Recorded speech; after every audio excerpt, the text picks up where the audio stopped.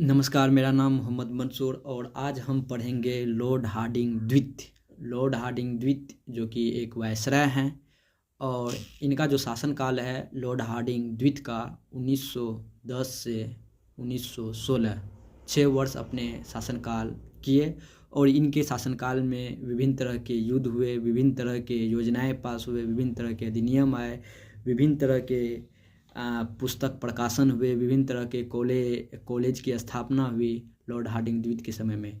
सर्वप्रथम जो है कि 1910 से 1916 इनका शासनकाल रहा। इन्होंने 1911 ईस्वी में लॉर्ड पंचम जो कि लॉर्ड पंचम जो है जॉर्ज पंचम जो ब्रिटेन का राजा था, जॉर्ज पंचम ब्रिटेन का राजा था जो भारत आए।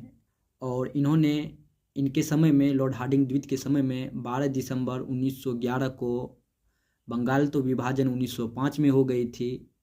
फलतः 1911 में 12 दिसंबर 1911 में एक भव्य दरबार का आयोजन किया गया और बंगाल विभाजन को रद्द किया गया लॉर्ड हार्डिंग द्वितीय के समय में।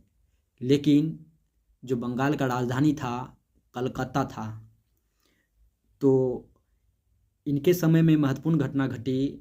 कलकत्ता से राजधानी स्थानांतरित कर दिल्ली लाया गया। तो वर्तमान में जो 1912 ईस्वी में दिल्ली का जो राजधानी है वो पूर्व में कलकत्ता पड़ता था, लेकिन अभी वर्तमान में और 1912 में ही भारत की राजधानी दिल्ली पड़ा।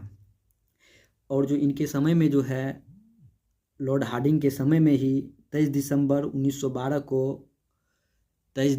1912 को लॉर्ड हार्डिंग दिल्ली में बम फेंका था दूसरे कोई। इस कांड में भाई बाल मुकुंद को फांसी की सज़ा दी गई थी। अब बोलेगा किसको फांसी का सज़ा दिया गया था, तो बाल मुकुंद को।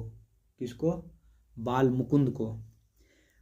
बम कहाँ फेंका था? लॉर्ड हार्डिंग जब दिल्ली दरबार में थे तो 23 दिसंबर 1912 को बम फेंका था बाल मुकुंद, उसी को फिर फांसी की सज़ा दी गई। इसके समय में एक महत्वपूर्ण युद्ध की घटना घटी जो कि प्रथम विश्व युद्ध। 28 जुलाई 1914 को प्रथम विश्व युद्ध हुई लॉर्ड हार्डिंग द्वितीय के समय में। और इसके शासनकाल में फिरोज शाह मेहता और गणेश शंकर जो कि 2 पुस्तक का प्रकाशन किए थे। एक का नाम है बॉम्बे क्रॉनिकल, दूसरा है प्रताप, पुस्तक का प्रकाशन किया। और 1916 ईस्वी में लॉर्ड हार्डिंग द्वितीय को बनारस हिंदू विश्वविद्यालय का कुलधिपति नियुक्त किया गया।